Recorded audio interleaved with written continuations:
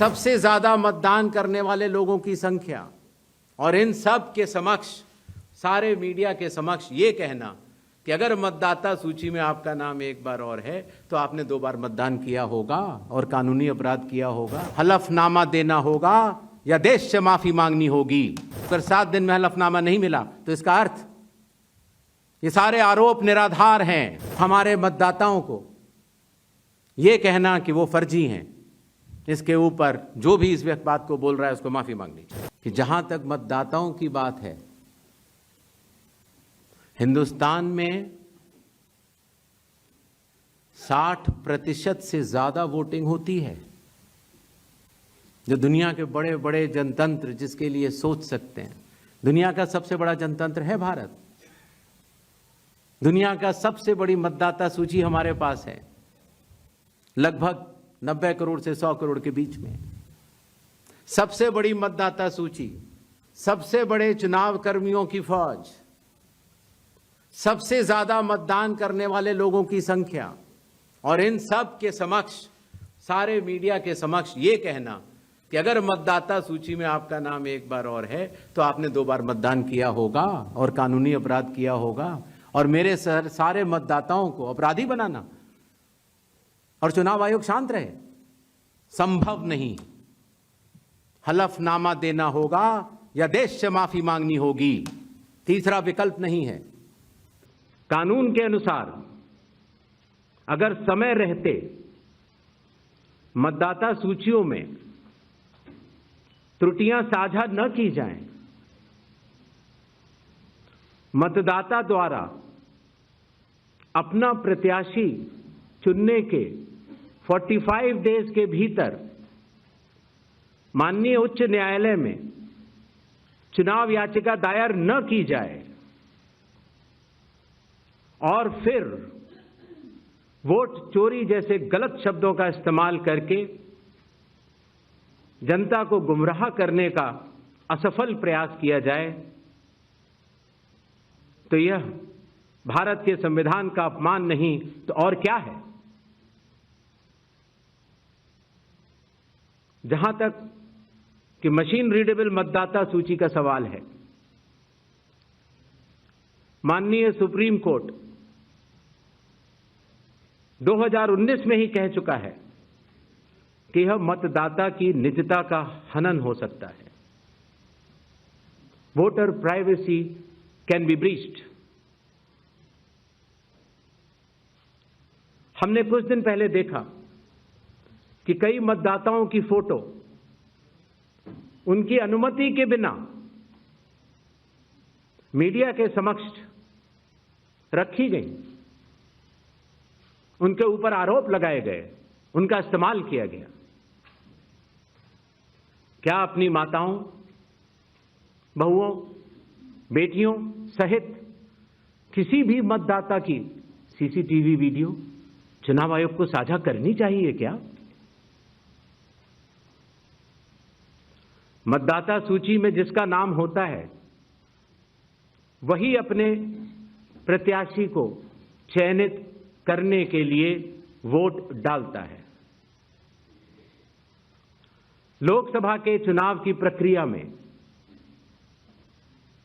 1 करोड़ से भी अधिक कर्मचारी,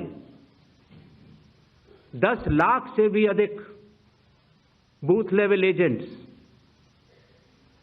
20 लाख से भी अधिक प्रत्याशियों के पोलिंग एजेंट्स चुनाव के लिए कार्य करते हैं। इतने सारे लोगों के समक्ष इतनी पारदर्शी प्रक्रिया में क्या कोई भी मतदाता वोट की चोरी कर सकता है? सबसे पहले चुनाव आयोग मतदाताओं के नाम एक संदेश देना चाहता है। भारत के संविधान के अनुरूप भारत का हर नागरिक जो 18 वर्ष की आयु पूरी कर चुका हो, उसे मतदाता अवश्य बनना चाहिए और मतदान भी अवश्य करना चाहिए। आप सभी जानते हैं कि कानून के अनुरूप हर राजनीतिक दल का जन्म चुनाव आयोग में रजिस्ट्रेशन से ही होता है, तो फिर चुनाव आयोग उन्हीं राजनीतिक दलों में भेदभाव कैसे कर सकता है? चुनाव आयोग के लिए न तो कोई विपक्ष है, न तो कोई पक्ष है, सब समकक्ष हैं। चाहे किसी भी राजनीतिक दल का कोई भी हो, चुनाव आयोग अपने संवैधानिक कर्तव्य से पीछे नहीं हटेगा। कुछ मतदाताओं द्वारा दोहरे मतदान के आरोप लगाए गए, सबूत मांगने पर जवाब नहीं मिला। ऐसे मिथ्या आरोपों से न तो चुनाव आयोग डरता है और न ही कोई मतदाता। जब चुनाव आयोग के कंधे पर बंदूक रखकर भारत के मतदाताओं को निशाना बनाकर राजनीति की जा रही हो, तो आज चुनाव आयोग सबको स्पष्ट करना चाहता है कि चुनाव आयोग निडरता के साथ सभी गरीब, अमीर, बुजुर्ग, महिला, युवा सहित सभी वर्गों और सभी धर्मों के मतदाताओं के साथ बिना किसी भेदभाव के चट्टान की तरह खड़ा था, खड़ा है और खड़ा रहेगा। चुनाव आयोग जो कि एक एक मतदाता को ढूंढकर उसका वोट डलवाता है। आपको पता है, अरुणाचल प्रदेश का एक गांव है मालेगांव, जहां सिर्फ एक मतदाता बहन के लिए पूरा चुनाव आयोग 2 दिन तक ट्रैकिंग करके जाता है और उनका वोट लेके आता है। वही चुनाव आयोग जो गिर फॉरेस्ट के पीछे एक महंत हैं, उनके लिए 1.5 दिन की ट्रैकिंग करने जाता है, पूरा वोट बूथ बनाता है और वोट लेके आता है।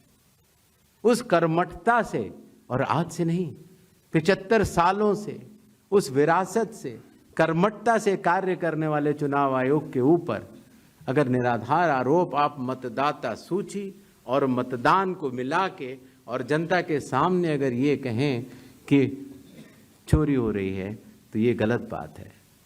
जनता सब समझती है। किसी व्यक्ति के अगर 2 जगह वोट भी हों तो भी वो एक ही जगह वोट करने जाता है। 2 जगह वोट करना कानूनी अपराध है। और अगर कोई भी व्यक्ति ऐसा कहता है तो सबूत तो चाहिए। सबूत मांगा था, मिला नहीं।